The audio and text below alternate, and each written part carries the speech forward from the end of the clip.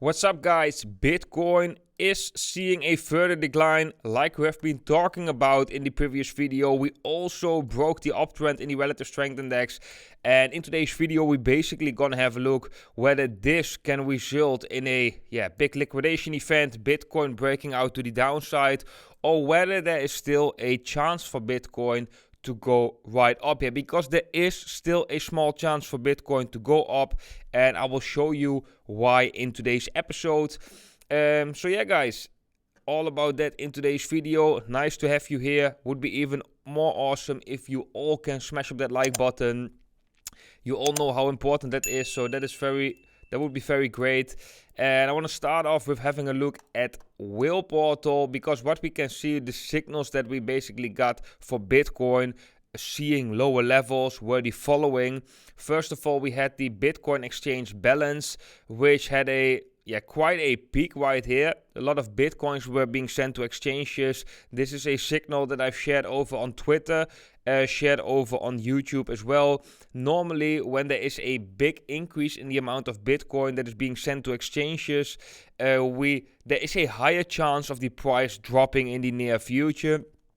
So yeah, this is actually quite a good signal. I made a tutorial about this chart that you can find over on the Whale Portal YouTube channel, and we are right now building a Twitter bot, guys, which is automatically going to share tweets over on the Whale Portal Twitter whenever there is being sent more than 20,000 Bitcoins to exchanges, which is a significant amount. So every time we are seeing such a difference, we are putting automatically a tweet out. So if you want to be up to date to that, make sure to follow Whale Portal over on Twitter. I put the link down below in the description. Another sign that we could see is that the funding rate turned positive. So we had negative funding rate.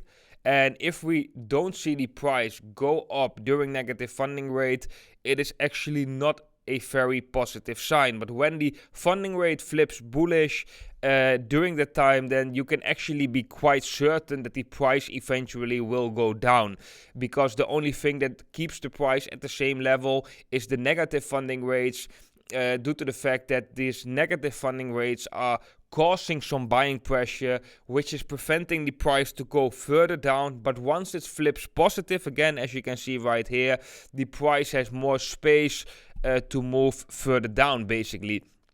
So we also dropped below this low, 18.6k. We right now trading at roughly 18.5k. Also an important thing to note right here. We have the low right here, which is roughly at 17. Yeah, the real low is right here, 17.7k roughly. So that is still small thousand below us. If we lose that level and it doesn't get a quick fake out, it doesn't get reclaimed very quickly, then yeah, guys, I think we could be seeing a big drop in the Bitcoin price, but that is right now still not the case if you ask me. And I want to go to another chart which is very important. That is the S&P 500. We have been talking about it in the previous video as well, because this is maybe the only chart that can save Bitcoin in the shorter term time frame. Let me show you what I mean right here. So first of all, we have this megaphone pattern, declining megaphone pattern. We are testing right now the middle of that pattern, and sometimes we do see something like right here. We get a wick below the middle, but then still we get bought up and get a nice bounce. And right now, as you can see, the reaction of testing that middle is we came down, test that middle, but we also come back up again. And if we can manage to get a better increase in the S&P 500, and we have some other signals, right? We got like the bullish divergence over in the relative strength index, but we also got a gap up right here, which is a gap. Normally these gaps tend to be filled, so it would make sense in one scenario that the S&P 500 in the shorter term time frame would come up to fill the gap right here, together with that bullish divergence over on the relative strength index. So yeah, this is actually one of the only charts, in my opinion, that can save Bitcoin. Once the S&P 500 reclaims some levels, reclaims the neckline of this head and shoulders formation that we talked about in yesterday's video, things are starting to look more bullish for the S&P 500 short term. Most likely this will drag up Bitcoin as well, and that could prevent Bitcoin from a move really leaving this sideways range, leaving this accumulation range to the downside. Because of course for the shorter term time frame that would be very bearish. But the opposite is true as well. If the stock market cannot reclaim those levels, doesn't show that bullish trajectory, then it will also be an extra confirmation that something is going on with Bitcoin, and that you might want to take a little bit caution. That's why I told in my previous video as well, this is for me the time to take a little bit less risk, because a lot of signals are pointing to potential downside. But right now we also got some signals for potential upside. We just have to see how this is going to play out on the S&P 500. There is a lot of uncertainty in the markets right now, and it is very important to realize that at some moments it is easier to predict the price than at some moments. Like for example right here, when I was making videos from this falling wedge formation right here, during this time, like during the time we entered this support zone, I could actually be for maybe 80 or 90% sure that we eventually break out to the upside and at least get a short squeeze because of all the signals that we were seeing. I was also quite confident right here that quite sure we are going to go up in the immediate short-term time frame. Then afterwards we got a rejection. But right here, where we are trading right now, there are not these clear signals of a clear direction as we had right here. So at some moments it is just, you can just predict the price with more confidence. And I think right now is the moments that you cannot really say with a lot of confidence what's happening, because Bitcoin is trading at the lows of the range right here. We get a lot of buy signals on-chain, hash ribbons and so on, but we also get a lot of bearish signals, which makes it very much confusing. That's why I would say we have to wait for things playing out, and we gotta watch correlated charts like the S&P 500, which are just very important to see what's happening. But overall price action at this specific moment is not looking too bullish, because price is coming down, losing uptrend in support, like we've been mentioning. We lose this previous local low, so to say. High chance we are going to test the low of this sideways range, which is at 17.7k. And hopefully for the ones that don't want Bitcoin to see lower levels, hopefully we don't lose that level. That really depends on what's going on with the S&P 500 as well. If we lose that level, we could be seeing a fast, quick drop to the downside. And it could also coincide, guys, with this low where we have been talking about, this 60-day cycle low. It is possible that we, for example, see something like this. Let me make it a little bit smaller.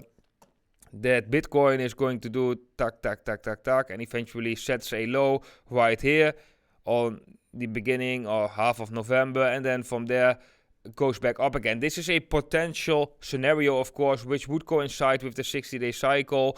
It doesn't have to be a accumulation range that we are looking right now, a Wyckoff accumulation range. However, that is also still possible. But just be aware of the fact that we could also see something like this, get a low, and then from there maybe turn up again and see some more bullish price action. But in that case, it would mean that it would take some time for Bitcoin to eventually be at these levels again of 20,000.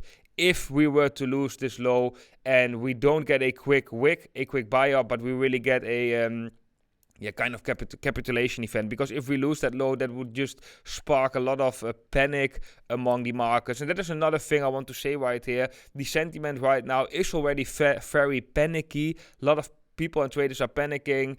And that's also why, from a contrarian standpoint, I would say it would be more likely for the price to eventually go up right here, because the majority looks definitely bearish. That is at least what I'm seeing over with the signals on Willport, or what we are seeing, for example, with the Fear and Greed Index right now at 21, very low.